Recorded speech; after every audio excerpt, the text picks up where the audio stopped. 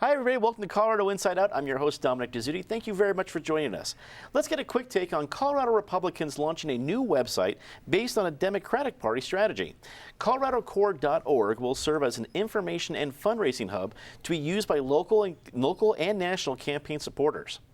Patty Calhoun from Westword, what did you think of the announcement and this new but not so new strategy? I think it is time to get the Colorado Republicans a calendar, because if they really wanted to have some impact on this election in the State House, the time to do it was before the primary. I'd also like to suggest we get them a map, because if you saw this week, we also had the Colorado GOP pushing Colorado Pride with photos of Utah and Arizona. Mountains can always be tricky. That's one of the trickiest pictures you can. But the Grand Canyon is not. Yeah, that's a very good point. That's a very good point. David Kopel, research director with Independence Institute and professor at DU Law School. Is this something that can push them over the edge, or is it too late for this to employ this kind of an idea? Oh, it's a small positive forward step. I mean, it's good for the party, which by law does its own independent expenditures, to have an informational website for people. I checked it out.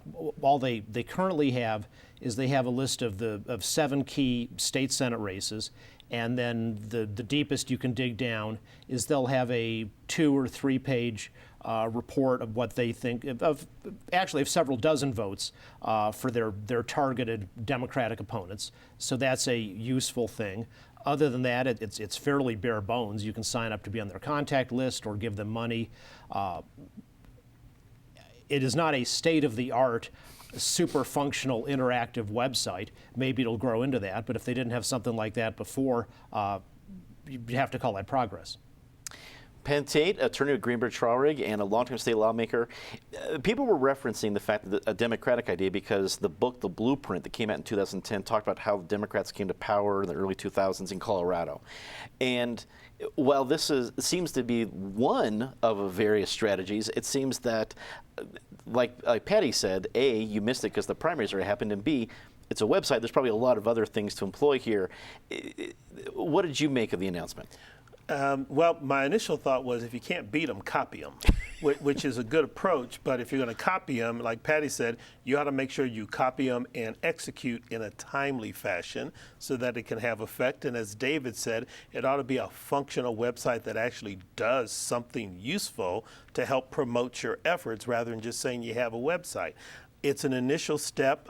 It's the right direction. It's an effort to try to develop a ground game in Colorado, which in many ways, a lot of these other tools that look like they're trying to raise money, they're really efforts to boost your base and get your ground game going. So I give them credit for trying to execute. One has to wonder if they should have just waited a cycle and done it right rather than done it haphazardly. Natasha Gardner, senior editor of 5280 magazine. Labor Day a little too late for this one? A little too late, but I have to appreciate the fact that they're actually trying to get something done. The spokesperson came out and said that this was the brainchild of Ryan Call, who's, of course, the chairman of the state Republican Party. What's interesting is calling it the brainchild is maybe not fair, since it seems like there's enough history that other people have done things like this. But it might be a start of Ryan really setting up what his tenure is going to be and how the Republican Party is going to change in Colorado.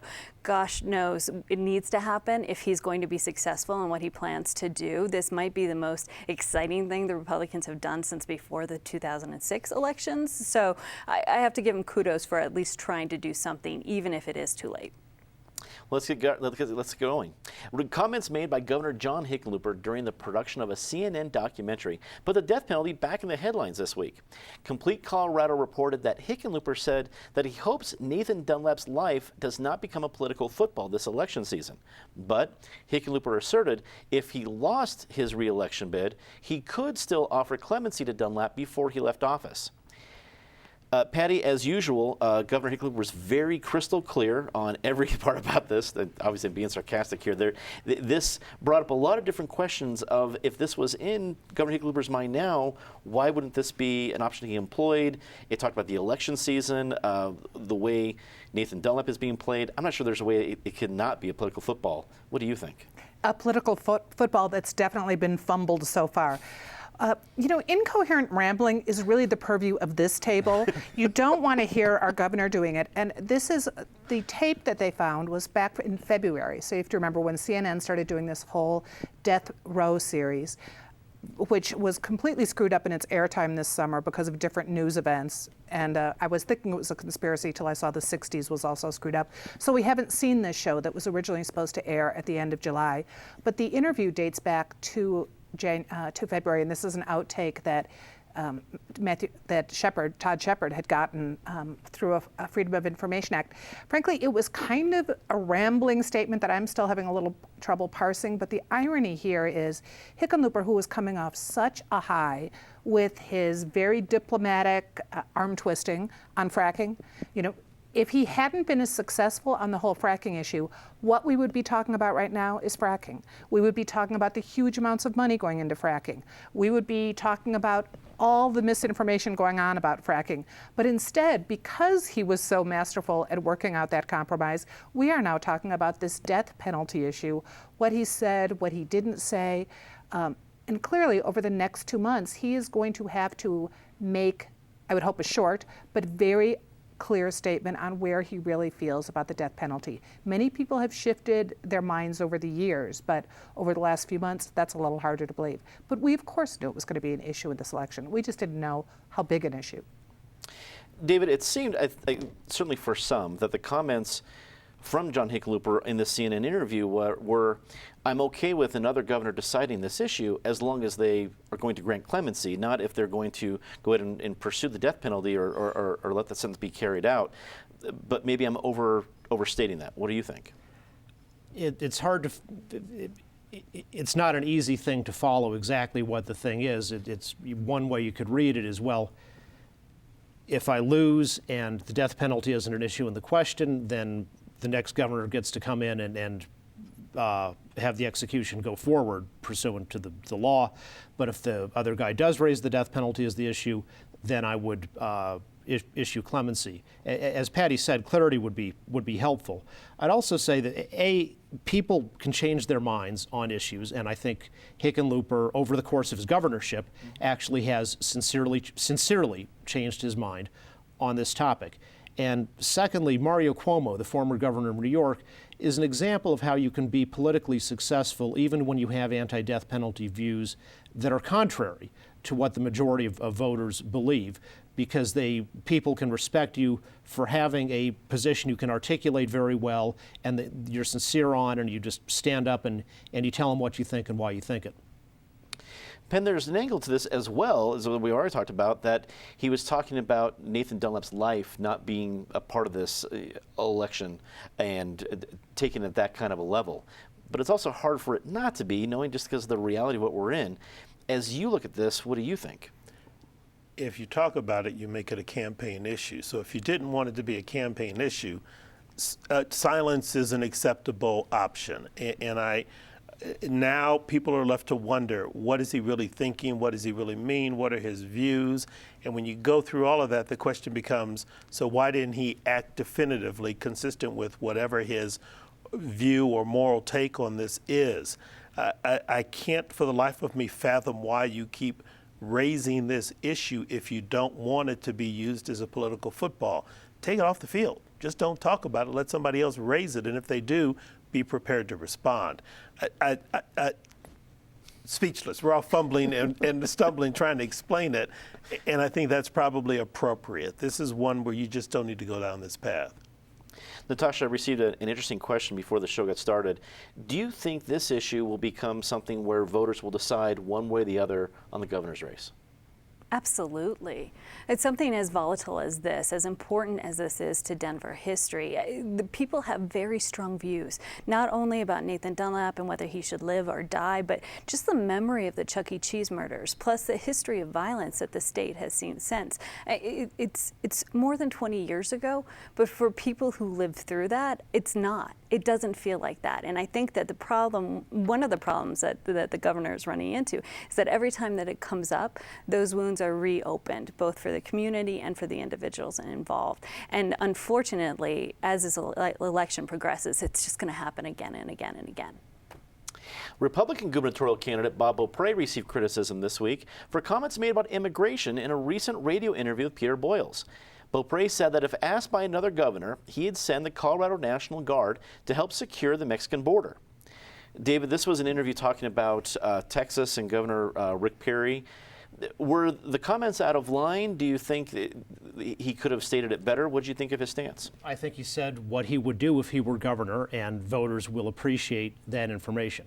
It's not I think it's also a reasonable thing to say that if a governor of a sister state asks you for help and says we need the Colorado National Guard here, that the Colorado governor can decide we're going to help, because we're supposed to be 50 states that cooperate and help each other. The idea that this is some kind of problem with the Hispanic voters, I think, is more a left-wing driven theory than reality. I checked out the Pew Research Center, which nobody could accuse of being some right-wing organization, which also does very high-quality polling, actually did a recent poll of Hispanics on this issue of this surge of young illegal immigrants and what should be done about it. And the choice was, well, let's keep on the existing process, which is pretty slow, about deporting those who have recently entered illegally, or should we speed it up, even though, as the question said, it might mean that some people who would be entitled to asylum might get deported. The split on that was 49 to 47 among Hispanics. 49 said keep it the same, 47 said speed up the deportations. Obama's going too slowly on deporting these people. So that just reinforces the fact that Hispanics, like lots of other large groups of people, are diverse people with different political views, and self-appointed heads of the Hispanic community who might favor much more illegal immigration don't necessarily represent the views of all Hispanics. Penn, where are you at on the comments we heard from Bob Beaupre this week?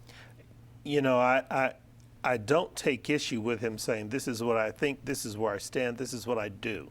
Fine. If I disagree, I'm not going to vote for you. So, and that's entirely appropriate. I thought it was odd that he said he would send the National Guard on a humanitarian mission and not some sort of peacekeeping or military exercise, which I didn't quite understand that aspect of it. But the bottom line is he's the gubernatorial candidate for a party that knows it has issues in communities of color, not just in Colorado, but around the country. And this is a flashpoint issue. And to basically say that I wouldn't need to think about it, I wouldn't need to deliberate, I wouldn't need to consult with anybody within the state of Colorado, this is just how I feel, I'd send down the National Guard, people are going to react to that. And I think many people are going to react negatively, and that's fine. He said this is his point of view, and if people say that's good enough for me to vote no, then that's where it is. I think it was kind of rash and hasty, and would have preferred him say, yeah, we'd have to evaluate the circumstances at the time and talk to some legislators maybe, and talk to some people in the Colorado community maybe, and see what the pulse of the community is. But in your governor, I guess you don't have to. You can just send them out. Natasha, Penn brings up a pretty good point. Maybe because a lot of Bob Beaupre's attacks on John Hickenlooper have been about leadership and making decisions, do you think he may have approached this question with too starkly with an immediate decision without thinking about other parts of the community? How often do we get a chance to say that a politician has given a stark, straight answer that we know where they stand on an issue. So I actually have to give him credit for doing that. It allows us to really look at him and say, this is where he stands and that's what he believes, and that's fine. While I do agree with Dave's comments about this is a voting community that should not be overgeneralized. We do know that immigration is an important point for them, and we do know how much this voting bloc, how much play it has in the Colorado community. In the 2008 elections, they were around 8% of the voting bloc. Now it's up to about 14% in the 2012 elections. So that massive amount of growth shows that even though that might be his exact stark answer, that maybe he needs to be a little more calculated when he talks about immigration. That's a good point. Patty, wrap it up for us. Well, I could get behind him if he said, I'm going to send the Colorado National Guard to guard the New Mexican border, and maybe that's what he meant. But when you send the National Guard to another state to help with a flood, it's usually a flood of water of amazing proportions. We saw it here last September when neighboring National Guard units came to help out. But it's not usually a flood of children that you're going to stop. It just doesn't seem, this one could have used a little more thinking. Denver police are requesting $1.5 million to arm up to 800 officers with body cameras by 2015. Police Chief Robert White says the cameras will validate citizen complaints and protect officers from false claims of excessive force. DPD is already using 125 of these devices as part of a study focused on their effectiveness. Penn, we've heard a lot about the Denver Sheriff's Department, but it's not like we're that far away from hearing a lot about the Denver Police Department. Is this a good idea? The bottom line is yes, it is a good idea for a couple of reasons. We've heard a lot about both sheriffs and police.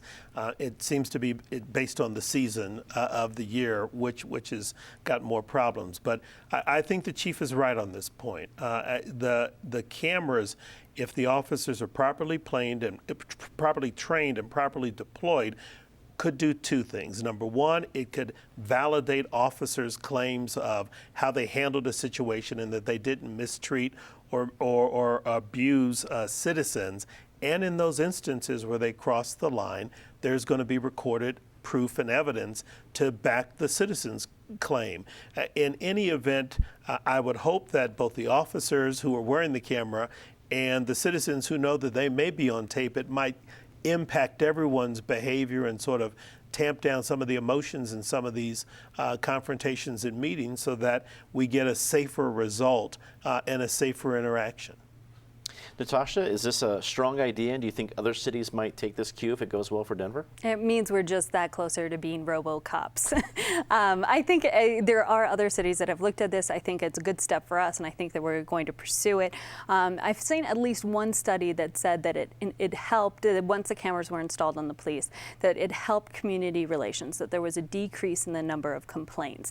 And ultimately, I think that's what Chief White wants. This is his biggest problem right now is community relations and how the community feels about his force. And if this is something that he can do to help improve that, he's going to. It, of course, raises all kinds of issues about how are we actually going to use this tape. How long will it be stored? Who will have access to it? What happens if a camera malfunctions? Did it malfunction purposefully, or was there something else behind it? So even it seems simple to just throw cops on police, or throw cameras on cops, but it's not going to be that simple. There's going to be some logistics to figure out, both in the legal courts and just in general conversation. Patty, if this is a positive PR move for the Denver Police Department, do you think the Denver Sheriff's Department will be far behind? I mean, obviously they're not in the field, they'll be in jails, but who knows? Well, they can take the hand-me-downs. I think it's a smart move. For $1.5 million, it will not just involve better policing, but probably better behavior by the citizens. I think Penn's right about that. And as for, I mean, we're already on surveillance. Everybody, we still have all the Halo cameras from the DNC that was here just six years ago right now. They have endless amounts of film on us, and it's very helpful in some situations. That's where we're actually seeing some of the earlier episodes from 3 or 4 years ago were captured on film. It doesn't sound like it is that obtrusive for the cops to wear. I mean, they've certainly looked at it. Chief White's behind it. The citizen activists are behind it too. I think it's a good move to calm down the police department, get some better policing, and who knows if it would help with the sheriffs. David, what do you think? It's a good move, but the ACLU also raises legitimate privacy issues. You know, I don't think we should just accept, that we're under constant surveillance, the big brother's here and they're going to have tapes of us, of everything we do for our entire lives. body cameras are great for good cops, the vast majority, because they help provide protection against false claims of use of excessive force. They're also good for citizens who might be victimized by that minority of bad cops, because then there's the documentation. Obviously, if those have been in use in Ferguson, Missouri, we'd have a much clearer idea of what actually happened. At the same time, I don't think those tapes should be stored forever. I think the current plan is for 90 days, but the fact is storage costs keep going down.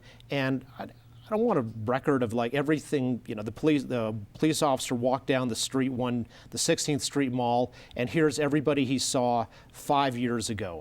I would prefer that not be part of permanent government records. The city of Aurora announced this week that they will issue 21 retail marijuana licenses to businesses hoping to set up shop. The stores can open as early as October 1st and will reside within the 6 wards of the city. Natasha, we've been making a lot about the whole pot shops in Denver, but there's a very big city directly to our east with obviously a lot of pot shops ready to open up. How do you think this affects what's going on in the pot industry in Colorado? Well, I think there's enough pot to go around. I think there's money and there's resources, and everyone's going to have their piece of that pie. Aurora is lucky because they had a chance to see some of the things that have gone well or not gone well throughout the state. Two of the things that I think are interesting in the way that they've done this that might become part of the blueprint for other cities trying to adapt it is putting a preference on places that were open as medical marijuana and established businesses, and making sure that they had some priority in which licenses were done. Additionally, if you look at sort of the population of the city and the number of licenses, it averages out to about 1 pot shop per 14,000 residents. Now, if you think about liquor licenses, I don't even know what that would be, but it's nowhere near to that high of a ratio. But that conversation or that idea of like how many licenses would be appropriate for a community, this is kind of from the math part of me is really excited to look at it and say, what is right? Is this too much or too little? And that's, I think, something that they've done well as well. Pot to population ratio, something only Colorado is going to tackle first. Patty, what do you think? Well, let's see, in Denver, it's about 1 to every 3 people, I think. Denver does have, I think, 200, it's over 100 now recreational, wow. And then more medical, over 200 when you count on medical marijuana. So clearly there's a lot more going on in Denver for a population that is not much larger than Aurora's. But I think Aurora took their time, made some good decisions. It has gone pretty smoothly in Denver, really, when you consider it, so we have no reason to think it won't go very smoothly in Aurora. I would like to have the pot shop right by the Gaylord Hotel. I think that would be great. Right by the water slide. You're always thinking tourism. Always thinking, what's best for the state there? I like that, Patty. David, what do you think? Well, and Natasha does raise an interesting point, but when you think about like the bars per capita, the patrons of a bar are going to be almost exclusively from fairly close geographically to that, because you consume on the premises. In contrast, for the marijuana stores, you can have customers who drive a distance.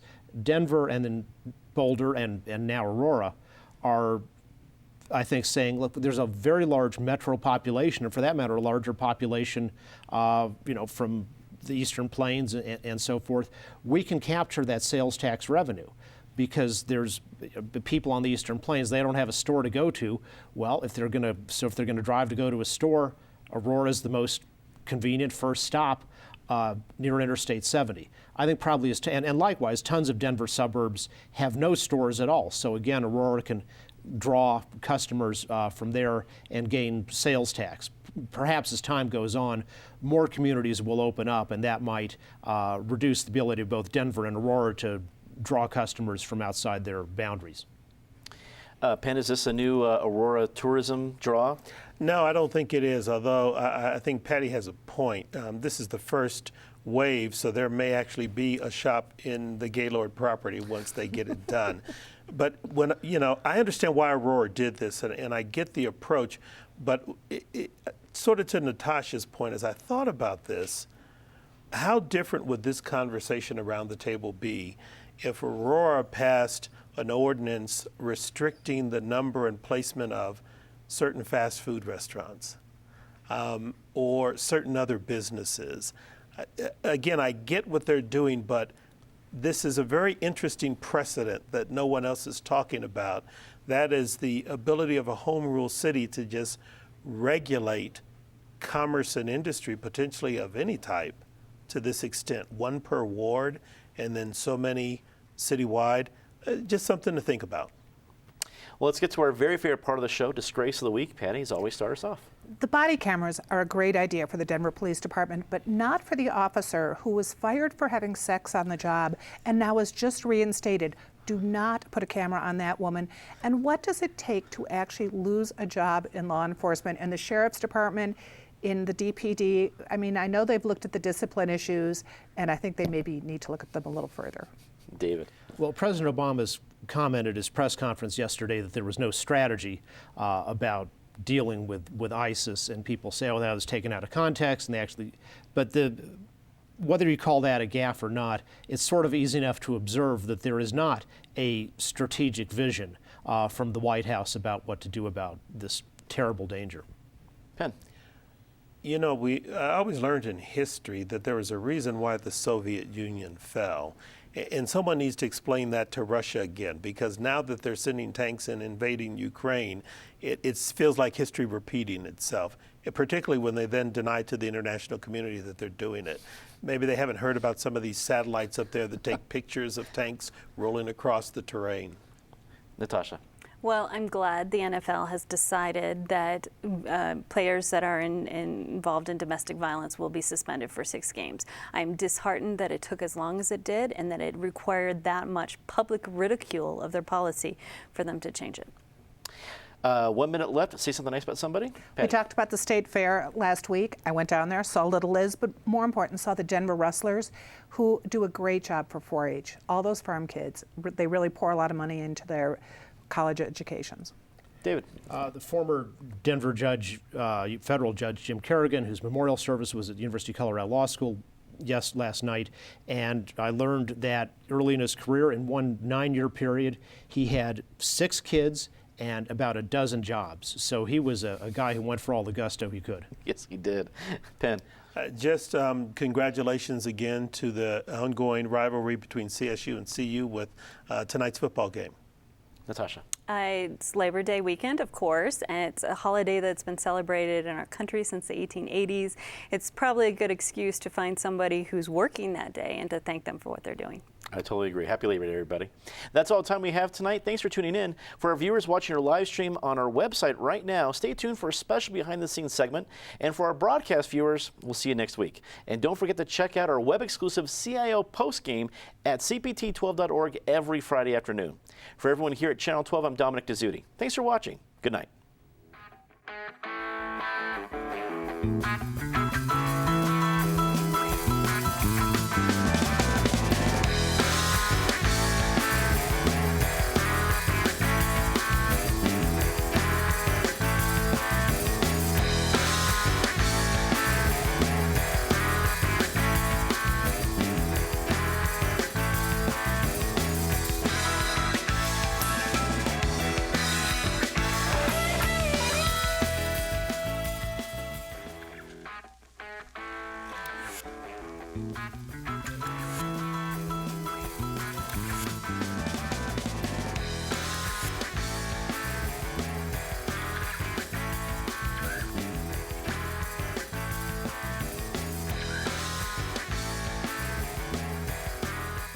My name's Chris Missling, and I do the master control here at Channel 12. I run all the records and tapes for CIO, and I make sure that we're doing our closed captioning and streaming to the web.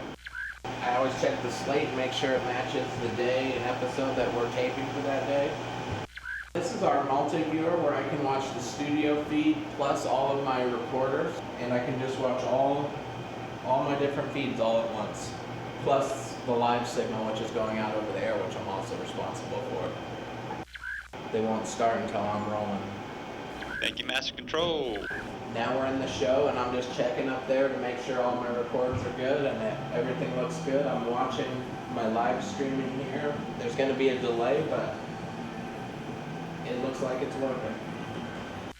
Hi, I'm Steven, and I'm here behind the scenes for CIO Friday. We are in the server room right now. This is the heartbeat. I don't know if you can hear it. You hear it? No? Okay. If anyone told you that they have the magic, they were wrong. This is where the magic is at, especially Dominic. If he said magic anywhere in his interview thing, that was wrong. Magic is here. So when Chris, our master control operator, which you just saw, hits record on his computer, the software sends a signal to our video server. This is our video server here. These blues are sexy. So that's how he records our shows here. That's how they record shows coming down from the satellites that they air later. And this is also where CIO plays out when we broadcast it. The other piece of equipment in here that is part of CIO is our switcher. This is our mainframe for the switcher. And if we look behind the switcher, you'll see the cables that feed it. These are all the camera cables down here that feed the switcher. So when the technical director, which was Tyler in our other episode, is hitting buttons, it's communicating to the mainframe and connecting one cable. Like if this was camera 1, it says route camera 1 through all the effects and then go out a different cable that then goes into our Omnion, which is the video server that we just saw. This is our air conditioning units, and I just come in and I just like stay here. I just do this for hours. I actually hug it. It's nice. But only I do that. No one else does that. Don't tell anybody. I shouldn't have done that. Don't put that on camera. This is what we call the blinky light room. If you watch these lights right here, these will start talking to us. You can find the answers to everything in the universe here, but you can't take it out of the room. It's weird. It's frustrating. We have air coming down out of the room that erases your memory.